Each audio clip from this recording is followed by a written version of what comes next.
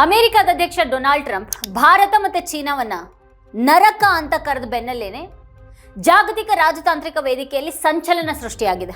ಟ್ರಂಪ್ರ ಈ ಅಸಭ್ಯ ಹೇಳಿಕೆಗೆ ಭಾರತಕ್ಕಿಂತನೂ ಮೊದಲೇ ಅತ್ಯಂತ ತೀಕ್ಷ್ಣವಾಗಿ ಪ್ರತಿಕ್ರಿಯೆ ನೀಡಿದ್ದು ಇರಾನ್.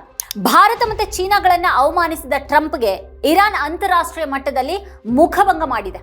ಈ ಬೆಳವಣಿಗೆಯು ಅಮೆರಿಕದ ವಿರುದ್ಧ ಇರಾನ್ ಬಳಸಿದ ಪ್ರಬಲ ರಾಜತಾಂತ್ರಿಕ ಅಸ್ತ್ರವಾಗಿ ಹೊರಹೊಮ್ಮಿದೆ.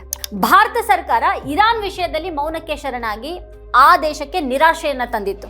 ಸುದೀರ್ಘ ಕಾಲದ ಮಿತ್ರ ರಾಷ್ಟ್ರ ಇರಾನ್ನ ಬೆಂಬಲಕ್ಕೆ ನಿಲ್ಲದೆ ಭಾರತ ಮೌನವನ್ನ ಕಾಪಾಡಿಕೊಂಡಿತ್ತು. ಆದ್ರೆ ಇರಾನ್ ಮಾತ್ರ ಭಾರತಕ್ಕೆ ಅವಮಾನ ಆದ ಕೂಡಲೇ ಅಮೆರಿಕಕ್ಕೆ ತಿರುಗೇಟನ್ನ ನೀಡಿದೆ. ವಿವಾದದ ಕೇಂದ್ರ ಬಿಂದು ಆಗಿರುವಂತಹ ಟ್ರಂಪ್ ಹೇಳಿಕೆಗೆ ಇರಾನ್ ನೀಡಿದಂತಹ ಪ್ರತಿಕ್ರಿಯೆ ಅತ್ಯಂತ ಕಟುವಾಗಿತ್ತು. ಹೈದರಾಬಾದ್ನಲ್ಲಿರುವಂತಹ ಇರಾನ್ ರಾಯಭಾರ ಕಚೇರಿಯು ಸಾಮಾಜಿಕ ಮಾಧ್ಯಮದಲ್ಲಿ ಟ್ರಂಪ್ ಅವರ ಮಾನಸಿಕ ಸ್ಥಿತಿಯನ್ನೇ ಪ್ರಶ್ನೆ ಮಾಡುವಂತ ಹೇಳಿಕೆಯನ್ನ ನೀಡಿತು. ಮಿಸ್ಟರ್ ಟ್ರಂಪ್ಗೆ ತುರ್ತಾಗಿ ಯಾರಾದ್ರೂ ಸಾಂಸ್ಕೃತಿಕ ಡಿಟಾಕ್ಸ್ ಅನ್ನ ಮಾಡಬೇಕು, ಆಗ್ಲಾದ್ರೂ ಅವ್ರ ಬಾಯಿಂದ ಬರುವಂತಹ ಯದ್ವಾ ತದ್ವಾ ಮಾತುಗಳು ನಿಲ್ಲಬಹುದು ಅಂತ ಇರಾನ್ ಲೇವಡಿ ಮಾಡಿದೆ.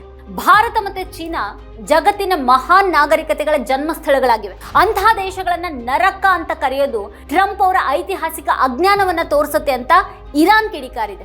ಅಸಲಿಗೆ ಈ ನರಕ ಅನ್ನೋದು ಒಂದು ಭೌಗೋಳಿಕ ಪ್ರದೇಶ ಅಲ್ಲ, ಬದಲಿಗೆ ಎಲ್ಲಿನ ನಾಯಕರು ಯುದ್ಧೋನ್ಮಾದಿಗಳಾಗಿದ್ದಾರೋ ಮತ್ತೆ ಇತರ ಸಂಸ್ಕೃತಿಗಳನ್ನ ನಾಶ ಮಾಡುವಂತ ಬೆದರಿಕೆಯನ್ನ ಹಾಕ್ತಾರೋ ಅಂಥ ಮನಸ್ಥಿತಿನೇ ನಿಜವಾದ ನರಕ ಅಂತ ಇರಾನ್ ಬಹಳ ನೇರವಾಗಿ ಟ್ರಂಪ್ ಅವರನ್ನ ಗುರಿಯಾಗಿಸಿ ಹೇಳಿದೆ.